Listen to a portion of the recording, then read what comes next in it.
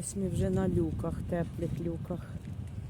Кошечки нас чекали вже. Водичку їм налили, кашку дали, корм дали. І раніше я не можу вийти, бо я ж на роботі. На роботі в нас теж світло вимикнули, вода холоднюча, студентів багато.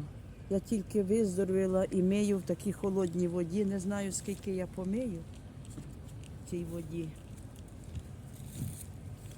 До нового захворювання, бронхіта. Все, йдемо далі, ці котики їдять.